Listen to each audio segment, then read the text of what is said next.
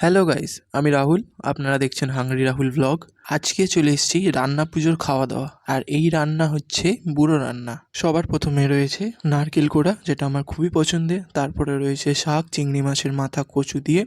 তারপরে রয়েছে চালতার চাটনি। চালতার চাটনির পাশে রয়েছে করলা ভাজা। করলা ভাজার পাশে ডাল, চিংড়ি মাছের টক। চিংড়ি মাছের টকের পাশে রয়েছে চিংড়ি ভাজা। চিংড়ি ভাজার পাশে রয়েছে ইলিশ মাছ। ইলিশ মাছগুলো কত দেখো।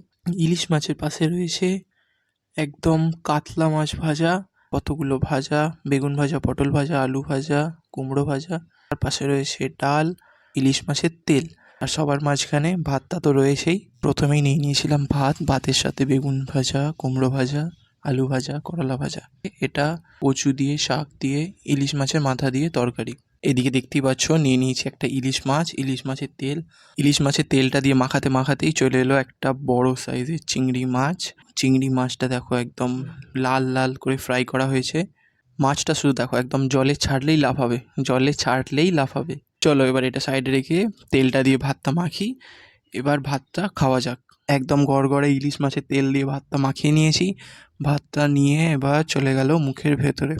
ওহ, দারুণ, একদম পুরো ফাটাফাটি। তোমরা যাই বলো আর তাই বলো, ইলিশ মাছের স্বাদ আলাদাই, আলাদাই স্বাদ ইলিশ মাছের। একদম পুরো ওয়াও। মাছে আরেকটা কামড় নেওয়া যাক, একদম দারুণ। চিংড়ি মাছটা খাওয়া যাক এবার। লাফাচ্ছে দেখো, এই লাফাচ্ছে। চিংড়ি মাছটাও খেতে হয়েছে একদম সুস্বাদু, দারুণ। আলু ভাজা। তারপরেই পাতে চলে এলো কাতলা মাছ। মাছটা খাওয়ার পরেই দিয়ে দিল আমার পছন্দের চালতার চাটনি। চালতার চাটনিটা খুব যেরকম ছিল মিষ্টি, সেরকম খেতে ছিল দারুণ। এখানে রয়েছে আরেকটা আমার পছন্দের জিনিস, যেটা হচ্ছে নারকেল কোড়া। দারুণ খেতে ছিল। এবার আমি খাওয়া দাওয়া করে উঠি। দেখা হবে পরের ভিডিওতে। ভালো থেকো, সুস্থ থেকো, টাটা।